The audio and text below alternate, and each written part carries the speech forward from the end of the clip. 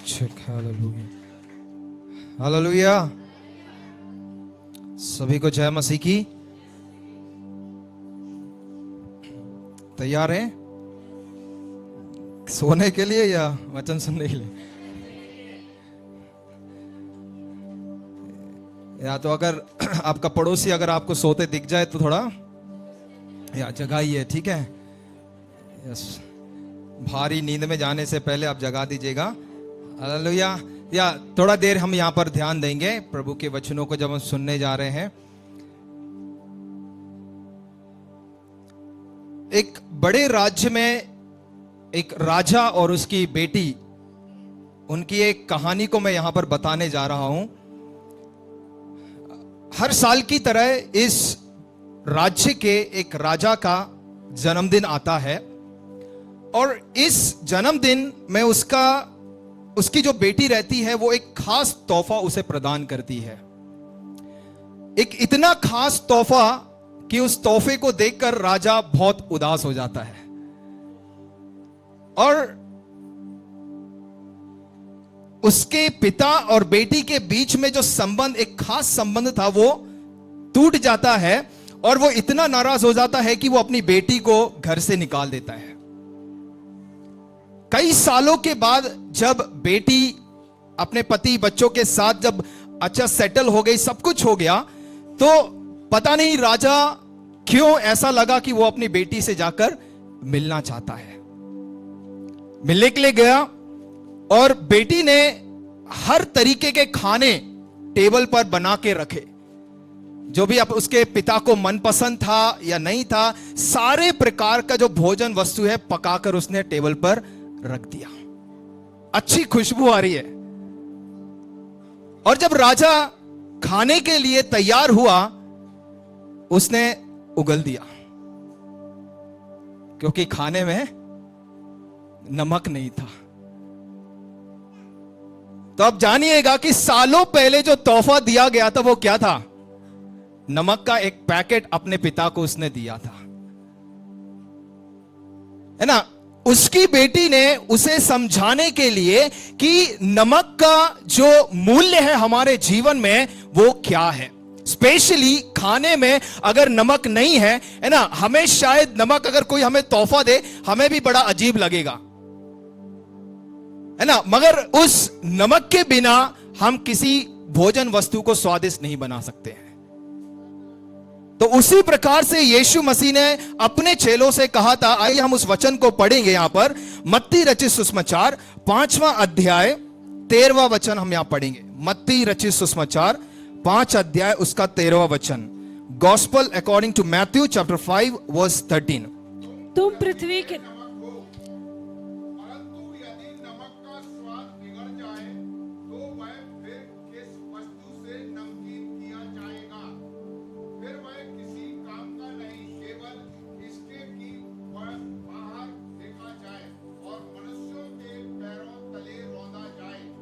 यहां पर कहता है कि तुम पृथ्वी के नमक हो।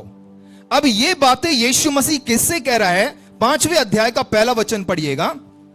वह इस भीड़ को देखकर पहाड़ पर चढ़ गया और जब बैठ गया तो उसके चेले उसके पास आए और वो अपना मुंह खोलकर उन्हें यह उपदेश देने लगा। हाँ, जब मतलब वहां पर भीड़ भी है, मगर जब उसके चेले उसके पास आकर बैठ गए वह उन्हें सिखाना शुरू करता है।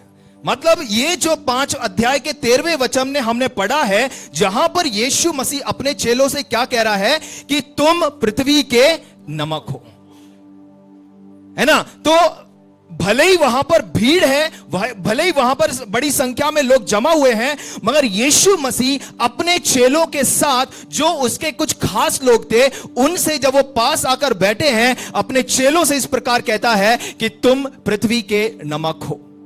अब नमक की विशेषताएं क्या हैं?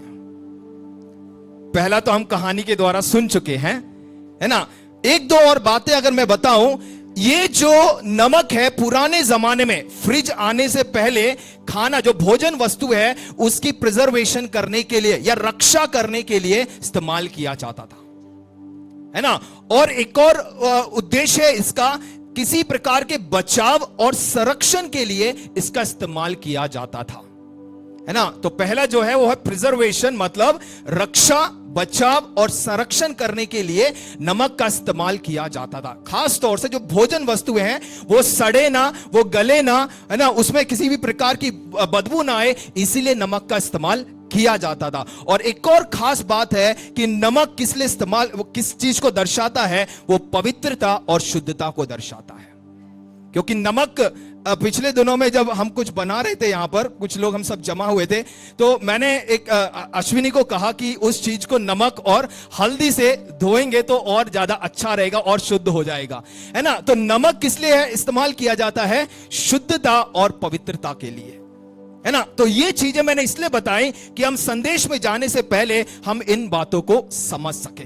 अब हम वापस आते हैं जहां पर यीशु मसीह अपने चेलों से क्या कह रहा है कि तुम पृथ्वी के नमक हो।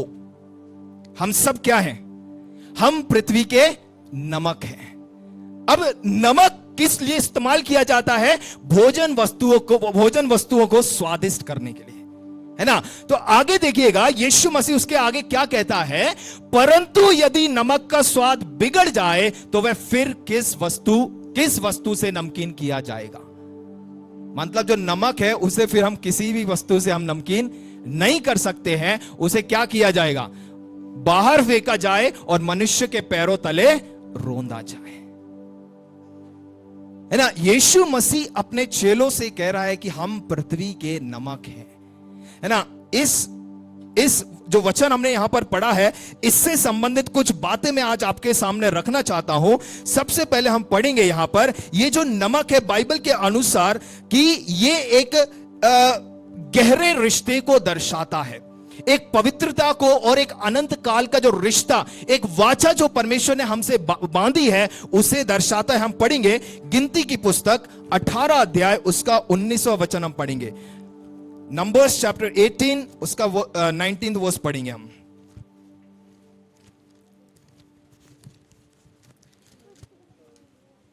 गिनती की पुस्तक 18 अध्याय उसका 19वां वचन पढ़िएगा।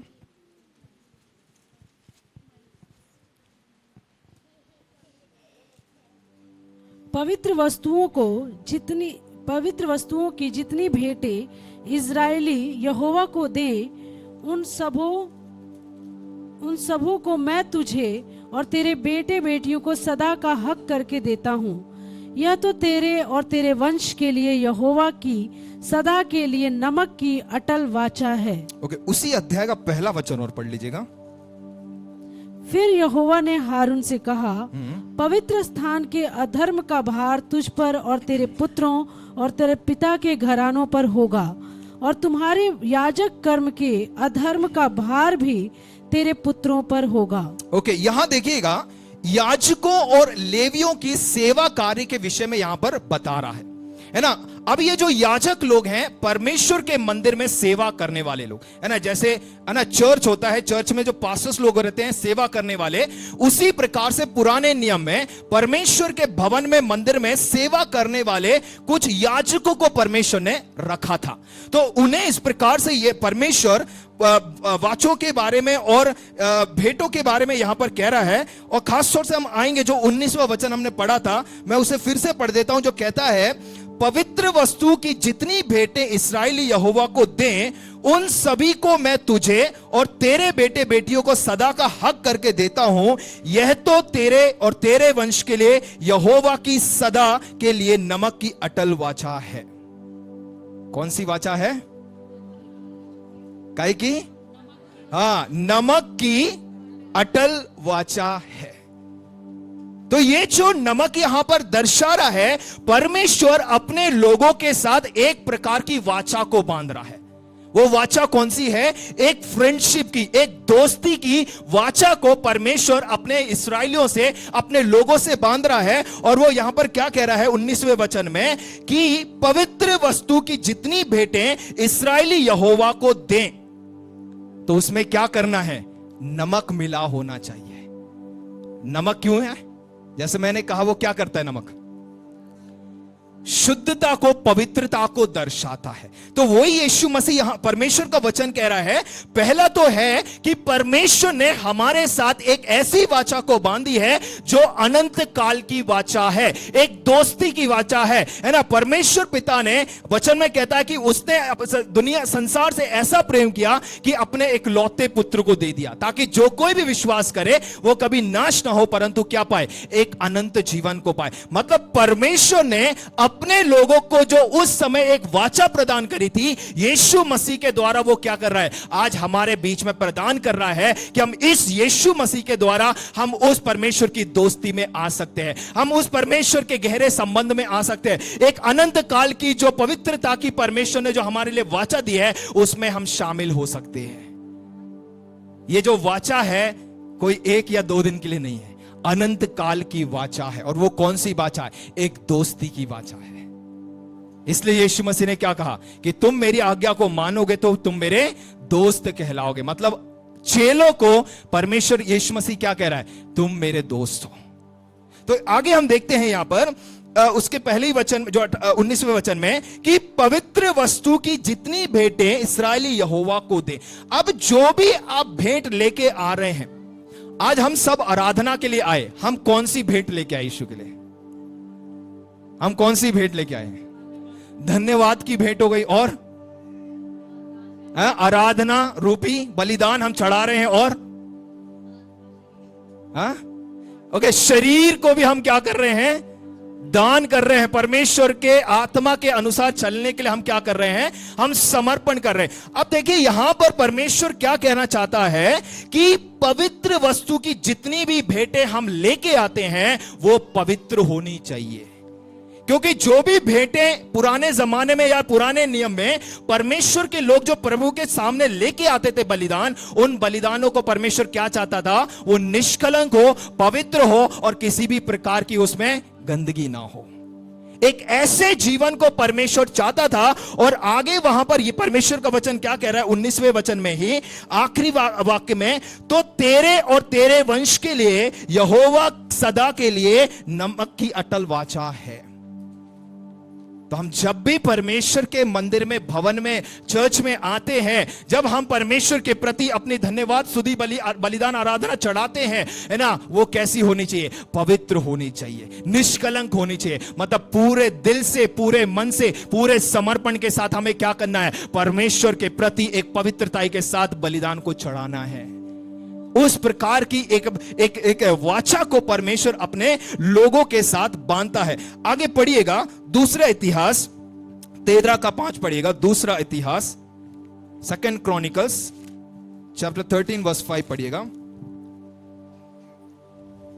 क्या तुमको न जानना चाहिए कि इज़राइल के परमेश्वर यहोवा के ने नमक वाली वाचा बांधकर दाऊद को और उसके वंश को इज़राइल का राज्य सदा के लिए दे दिया है। आमीन। या क्या कह रहा है, क्या तुमको ना जानना चाहिए कि इस्राएल के परमेश्वर यहोवा ने नमक वाली वाचा बांधकर दाऊद को और उसके वंश को इस्राएल का राज्य सदा के लिए दे दिया है ना। वही मैंने यहां पर आपको कहा है, ये जो परमेश्वर की वाचा है, ये कोई 1 दिन, 1 साल के लिए नहीं है, ये वाचा हमेशा के लिए, अनंत काल के लिए है। इसलिए जो मैंने आपको यूहन्ना 3:16 जो वचन बोला है, वहां पर वही बात बताता है कि जो विश्वास करेगा वो कभी नाश ना होगा परंतु क्या पाएगा, अनंत काल का जीवन पाएगा। जो परमेश्वर ने इस्राएलियों को वाचा दी थी, वो वाचा हमें यीशु मसीह के द्वारा मिलती है कि हमें एक अनंत काल का जीवन है। किसके द्वारा, इस यीशु मसीह के द्वारा। और ये कौन सी वाचा कह रहा है यहां पर, है ना, नमक की वाचा है ना, वही कह रहे हैं ना। इस्राएल के परमेश्वर यहोवा ने नमक वाली वाचा बांधकर दाऊद को और उसके वंश को इस्राएल का राज्य सदा के लिए दे दिया। अब देखिए एक और बात मैं यहां पर बताना चाहता हूं आपको। जब परमेश्वर ने इस प्रकार की एक वाचा को दिया है ना, नमक भले ही है ना ज्यादा महंगा नहीं है, मगर जो उसका स्वाद या जो उसकी मूल्यता है वो बहुत बड़ी है ना। जैसे शुरुआत में मैंने आपको कहानी बताई थी, है ना, ये अर्थ इसका है कि एक मूल्य चुकाना पड़ता है। चाहे आप बलिदान करने आ रहे हैं, चाहे आप आराधना करने आ रहे हैं, एक बलिदान चुकाना पड़ता है। है ना। रोमियो 12 का 1 पढ़िएगा, रोमियो 12 का 1।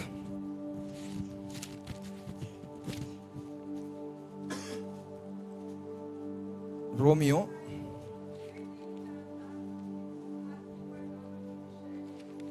हाँ पढ़िए पढ़िए, रोमियो 12 का 1। इसलिए हे भाइयों, मैं तुमसे परमेश्वर की दया स्मरण दिलाकर विनती करता हूँ कि अपने शरीरों को जीवित और पवित्र और परमेश्वर को भावता हुआ बलिदान करके चढ़ाओ, यही तुम्हारी आत्मिक सेवा है। ओके, इसी के साथ लय व्यवस्था 2 का 13 पढ़ लीजिएगा। लय व्यवस्था लेविटिकस चैप्टर 2 वर्स 13 भी पढ़ लीजिएगा। लय व्यवस्था लेविटिकस,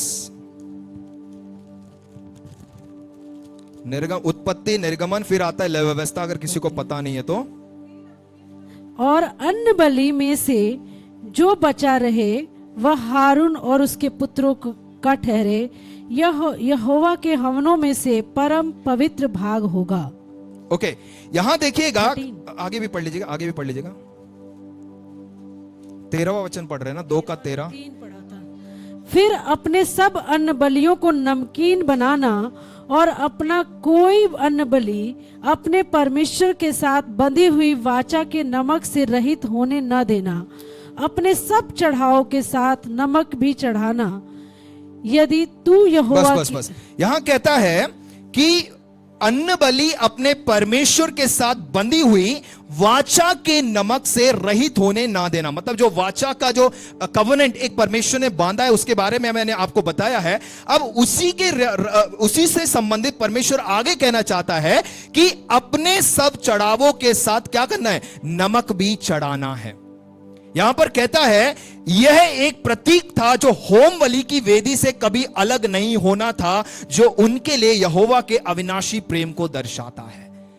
मतलब जब हम इस प्रकार की एक भेंट को परमेश्वर के सामने ला रहे हैं, जब हमने रोमियो उसके 12:1 पहले वचन में जो हमने पढ़ा है, उसे फिर से हम यहां पे पढ़ते हैं। क्या कहता है? इसलिए हे भाइयों, मैं तुमसे परमेश्वर की दया स्मरण दिलाकर विनती करता हूं कि अपने शरीरों को जीवित, पवित्र और परमेश्वर को भावता हुआ बलिदान करके चढ़ाओ, यह तुम्हारी आत्मिक सेवा है। कैसे चढ़ाना है हमें अपने बलिदान को? जीवित, पवित्र और परमेश्वर को भावता हुआ। एक ऐसा बलिदान जिसमें किसी भी प्रकार का निष्कलंक ना, जिसमें किसी भी प्रकार की बुराई ना हो, जिसमें किसी भी प्रकार का गंदगी ना हो। एक निष्कलंक और पवित्र भेंट हमें परमेश्वर को चढ़ाना है। और उसी वाचा को परमेश्वर वहां पर व्यवस्था में कहता है कि जब तुम भेंट को लेकर आओ, वो एक वाचा होनी चाहिए। कौन सी? एक पवित्रता की वाचा। नमक की जो वाचा है वो क्या दर्शा रहा है? एक पवित्रता की वाचा को दर्शा रहा है। मतलब जब यीशु मसीह की भाषा में अगर बात किया जाए, यीशु मसीह ने अपने चेलों से एक बार कहा कि फरीसियों का जो ईस्ट को क्या कहते हैं हिंदी में? खमीर, या जो यहूदियों का जो खमीर है, उससे बचे रहने के लिए यीशु मसीह अपने चेलों से कहता है ना। क्योंकि खमीर के बारे में अगर देखा जाए, थोड़ा सा भी खमीर पूरे गुंदे हुए आटो को क्या कर देता है? खराब कर देता है। तो ये जो ईस्ट था, मैं नहीं कह रहा हूं कि इसमें सारी बुराइयां हैं, मगर परमेश्वर के वचन के प्रति देखा जाए और जब भेंटों को लेके आया जा रहा है, तो इसमें किसी भी प्रकार का ईस्ट नहीं होना है, उसमें खमीर नहीं होना चाहिए, किसी भी प्रकार का अशुद्धता नहीं मिला होना चाहिए। अन्यथा वो क्या होगा? परमेश्वर को प्रसन्न नहीं कर पाएगा। वही यहां पर रोमियो की पत्री में कह रहा है कि स्मरण दिलाकर विनती करता हूं कि अपने शरीरों को जीवित, पवित्र और परमेश्वर को भावता हुआ बलिदान करके हमें चढ़ाना है।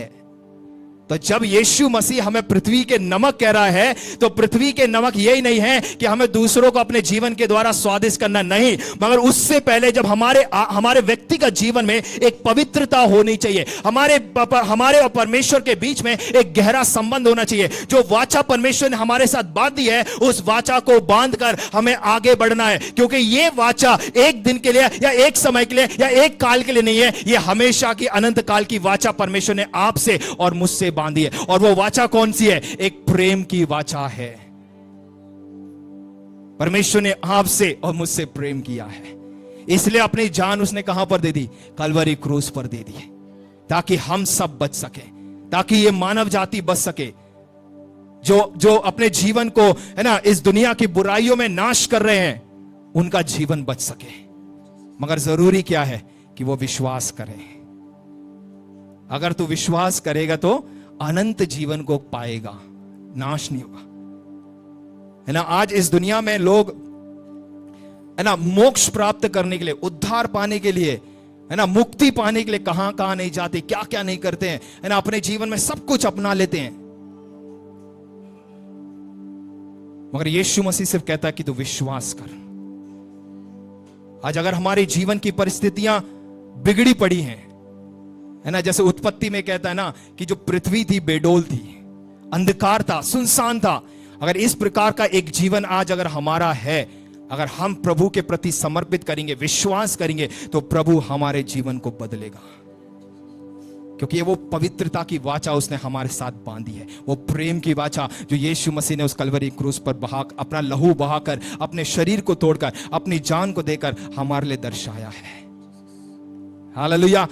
आगे हम बढ़ते हैं, यहां पर पढ़िएगा दूसरा राजा। एक और खास बात बताकर फिर मैं यहां पर खत्म करना चाहता हूं। दूसरा राजा 2 का 19 से लेके 22 हम पढ़ेंगे। 2 किंग्स चैप्टर 2 19 to 22 हम पढ़ेंगे।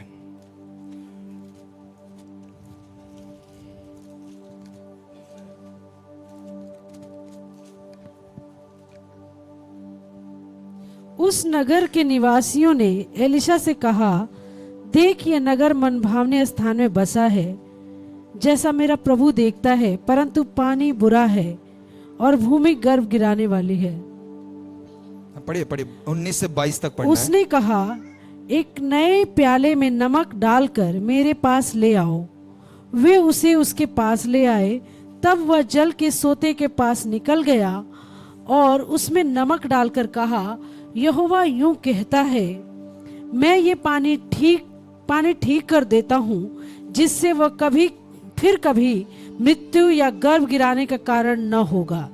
एलिशा के इस वचन के अनुसार पानी ठीक हो गया और आज तक ऐसा ही है। आमीन। एक बार सोने वाले बोले हालेलुया।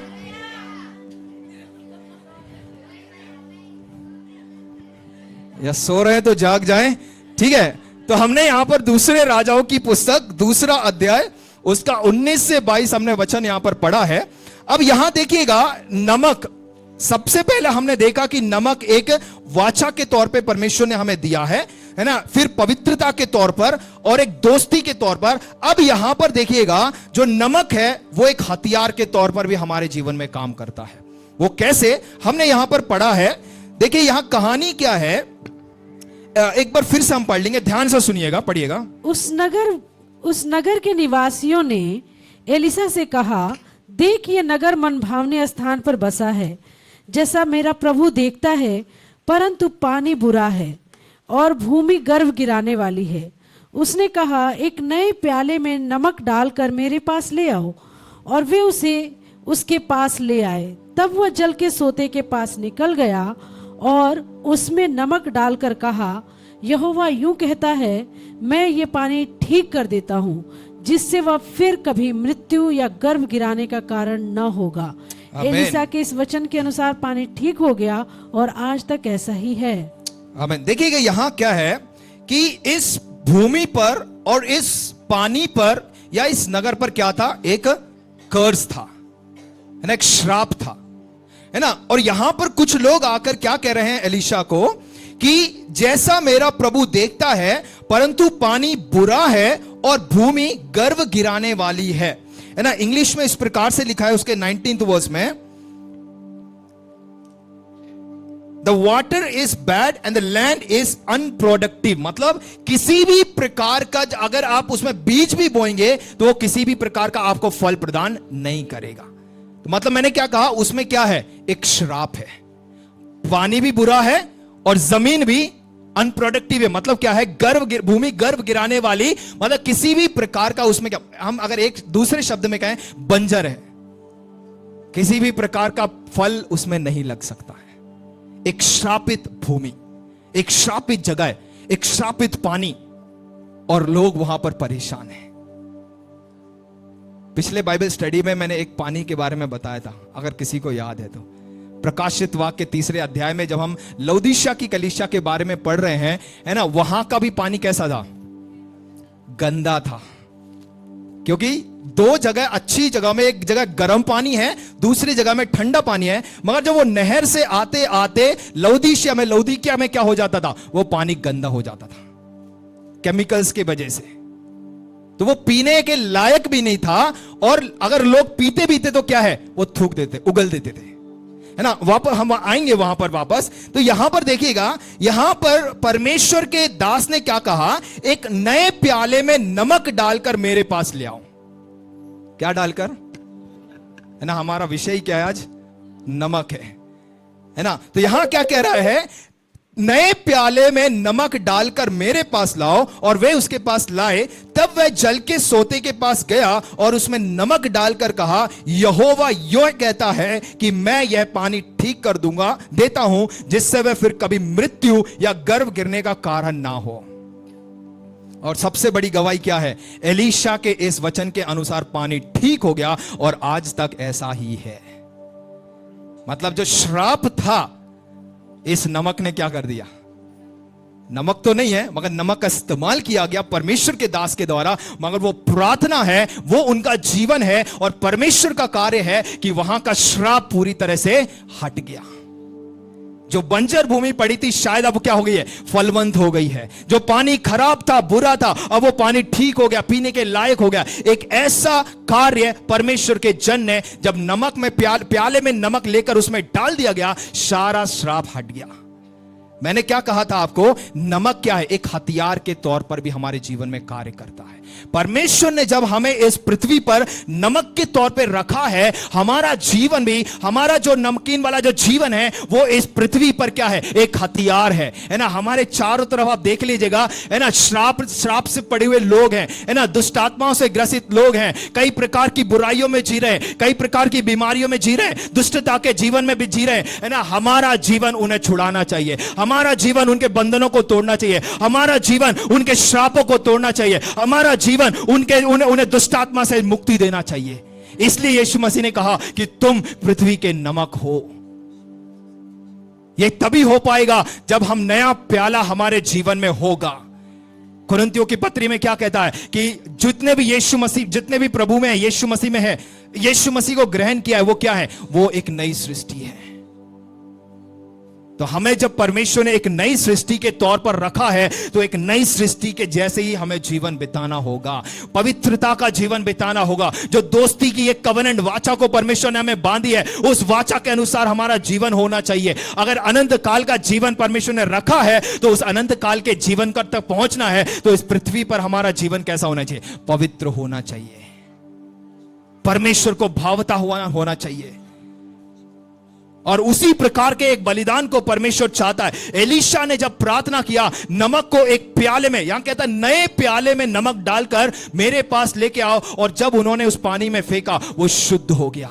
नमक किस बात को दर्शाता है? एक शुद्धता को, एक पवित्रता को दर्शाता है। हमारे जीवन में वो शुद्धता होनी जरूरी है, एक पवित्रता का जीवन।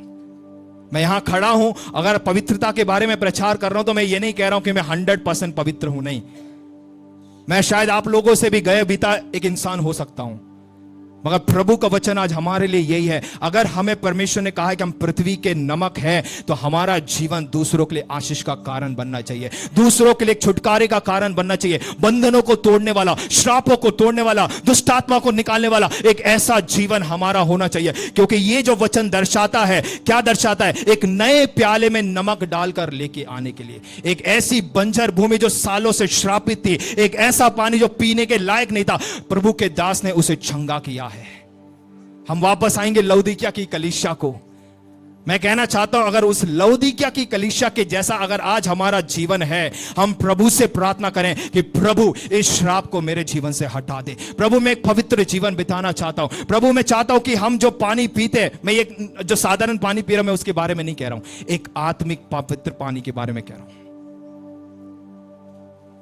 है ना। कल भी हमने परमेश्वर के दास के द्वारा हमने सुना था, जब निकोदेमियस जब यीशु मसीह के पास आता है, यीशु मसीह उसे क्या कहता है?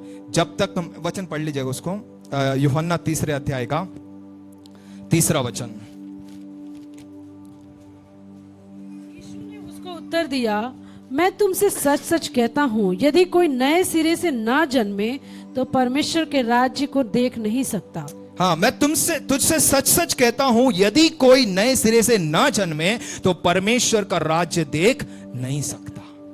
नए सिरे से जन्म लेना है ना। ये जो यहां पर आगे जब आप पढ़ेंगे ना, वहां पर जल और आत्मा के बारे में कह रहा है, जो कहता है मैं तुमसे, उसके 5वें वचन में, कि मैं तुमसे सच सच कहता हूं, जब तक कोई मनुष्य जल और आत्मा से ना जन्मे तो वह परमेश्वर के राज्य में प्रवेश नहीं कर सकता, है ना। ये जो जल है किस लिए होता है? एक शुद्धता करने के लिए, है ना, हमें नहाने के लिए। अगर साधारण पानी के लिए बोले, है ना, जब हम गंदगी से आते हैं, जब हम पूरे दिन पसीने में हो जाते हैं तो हम नहाते हैं, और जल हमें क्या करता है? हमें शुद्ध करता है। तो ये उस जल के बारे में नहीं कह रहा है, मगर आत्मा के जल में हमें क्या हो जाना है? हमें शुद्ध हो जाना है, पवित्र होना है। हमारी आत्मा, हमारा शरीर, हमारा मन, है ना, परमेश्वर के आत्मा के द्वारा दिन में, हर दिन क्या होना है? शुद्ध होते जाना है, पवित्र होना है ना। चाहे हमारे वचन भी क्यों ना हो जो हमारे मुख से निकलते हैं, है ना। हम बहुत बार सुन चुके हैं कि हमारे वचन क्या है? हमारे वचनों में सामर्थ्य है, मगर हमारे वचन कैसे होने चाहिए? सलोने होने चाहिए। इस वचन को पढ़ के मैं समाप्त करूंगा। कुलुस्सियों की पत्री 4 अध्याय उसका 2 से 6 पढ़ दीजिएगा। कोलोसियंस, हाँ,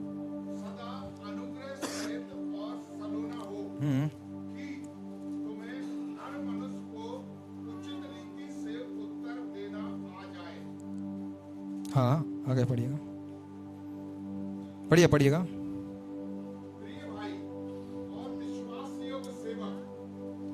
ओके, 1 मिनट बस। 6वां वचन हम देखते हैं। यहां पर कहता है, तुम्हारा वचन सदा अनुग्रह सहित और सुहावना हो, कि तुम्हें हर मनुष्य को उचित रीति से क्या आ जाए?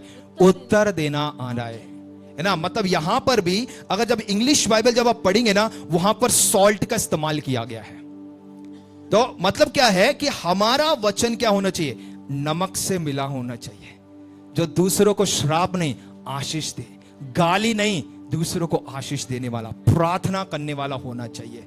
हम इस जीव को कैसे इस्तेमाल करते हैं? आज हम मसीह में हैं। प्रभु यीशु ने कहा कि हम पृथ्वी के नमक है, मगर इस मुख को, इस जीव को हम कैसे इस्तेमाल करते हैं? दूसरे ने गाली दी तो हमने भी 2-4 बक दी। दूसरे ने बुरा कहा तो हमने 2-4 और बुरा कह दिया। फिर संडे को आके हम क्या कर रहे हैं? इसी जीव से, प्रभु तू महान है, प्रभु तू अच्छा है, प्रभु तू ये है वो है। एक ही जीव से हम क्या कर रहे हैं? लोगों को श्राप भी दे रहे हैं, गाली दे रहे हैं, बुरा कह रहे हैं, और इसी जीव से आकर हालेलुया। ये वचन हम सबके लिए, मेरे लिए सबसे पहले। यहां पर प्रभु का वचन कहता है पौलुस के द्वारा कि तुम्हारा वचन सदा अनुग्रह सहित हो, दूसरों को आशीष देने वाला, दूसरे के जीवन को छूने वाला, दूसरे के मनों को भावने वाला होना चाहिए। शायद हमारे वचनों के द्वारा ही कोई अविश्वासी विश्वास में आ जाए। जब आप इस वचन को पढ़ेंगे, ये साफ साफ कहता है। तो प्रभु यीशु मसीह ने जब कहा है कि तुम पृथ्वी के नमक हो, और आगे वहां पर क्या कहता है? अगर ये नमक अगर किसी काम का ना रह जाए तो क्या होगा? पैरों तले रौंदा जाएगा। अगर हमारा जीवन, अगर हम प्रभु के इच्छा के अनुसार नहीं चला पा रहे हैं, अगर पवित्रता में नहीं बना पा रहे हैं, हमारे जीव को हम सही रीति से इस्तेमाल नहीं कर पा रहे हैं, जो वाचा परमेश्वर ने, ये नमक की वाचा जो परमेश्वर ने एक दोस्ती के तौर पर हमसे बांधी है, जो प्रेम की वाचा जो परमेश्वर ने हमसे बांधी है, अगर इसमें हम नहीं चल पा रहे हैं, अगर इसके अनुसार हमारा जीवन नहीं है, तो क्या होने वाला है? वो सड़क किनारे फेंक दिया जाएगा, रोंदा जाएगा। मैंने शुरुआत में आपको कहा था कि नमक को इस्तेमाल किस लिए किया जाता है? ताकि जो खाना है, जो सब्जी या जो भोजन वस्तु है, उसको सड़न से, नाश से या गलन से बचाने के लिए। तो हमारा जीवन भी इस पृथ्वी पर क्या है? दूसरे के जीवन को बचाने के लिए है। जैसे हमने दूसरे राजा में पढ़ा है ना, जो एक श्रापित भूमि थी, है ना, एक ऐसा पानी जो पीने के लायक नहीं था, मगर परमेश्वर के दास ने उस नमक की वाचा के द्वारा, नमक के द्वारा परमेश्वर ने इसे शुद्ध किया। आज हमारा जीवन एक नमक है, और पृथ्वी पर जब हम हैं, हमें एक नमक के समान जीवन जीना है। हमारा जीवन दूसरों के श्राप को तोड़ने वाला, हमारा जीवन दूसरों के बंधनों को तोड़ने वाला, हमारा जीवन दूसरों को पवित्रता को दिखाने वाला एक जीवन होने पाए। हमारे बोलचाल में, हमारे देखने में, हमारे सुनने में, हमारे हर एक जीवन के चाल चलन में हमारा जीवन परमेश्वर को प्रसन्न करने वाला होना चाहिए, क्योंकि थोड़ा सा खमीर पूरे आटे को बर्बाद कर देता है। इसलिए यीशु मसीह ने अपने चेलों से कहा कि फरीसियों के खमीर से बचने के लिए, उनकी शिक्षाओं से, उनके चाल चलन से, उनके बोलचाल से बचने के लिए यीशु मसीह कहता है। क्योंकि फरीसी लोगों का जीवन क्या था? बहुत अपने आप को धर्मी समझते थे। इस वचन का उनके पास बहुत ज्ञान था, मगर इसके अनुसार उनका जीवन नहीं था। प्रचार करते थे, मगर उनका जीवन इसके अनुसार नहीं था। और फरीसियों को क्या कहा यीशु मसीह ने, पता है? पाखंडी। अगर आज मैं और यहां पर अगर हम हैं, अगर हम भी इस वचन के अनुसार जीवन नहीं बिता पा रहे हैं और सिर्फ दिखावटी का एक जीवन बिता रहे हैं, एक दिखावटी की धार्मिकता का जीवन बिता रहे हैं, तो मैं और हम यहां पाखंडी हैं। और पाखंडियों के विषय में यीशु कहता कि वो स्वर्ग राज्य के काबिल नहीं है। मैं हमेशा कहता हूं कि हमारा जो जीवन है ना, वो रील की तरह नहीं है। हमें वो रील देखते हैं ना, कितने लोग देखते हैं इंस्टाग्राम में, यूट्यूब में, फेसबुक में, है ना, स्नैपचैट में, हम सब देखते हैं। उसमें क्या करते हैं लोग? एक्टिंग करके उसमें डालते हैं। तो हमारा जीवन परमेश्वर एक्टिंग वाला नहीं चाहते, है ना। लोगों के सामने आके हमने बहुत अच्छी एक्टिंग कर ली, अरे परमेश्वर पकल पास्टर कहेंगे, अरे बहुत अच्छा यार, ताली बजा रहा है, अन्य भाषा में बात कर रहा है, मगर आपका जीवन बाहर दिखता है, आराधनालय के अंदर नहीं। और हमारा जीवन परमेश्वर को प्रसन्न करने वाला होना चाहिए। क्यों? क्योंकि हम पृथ्वी के नमक हैं।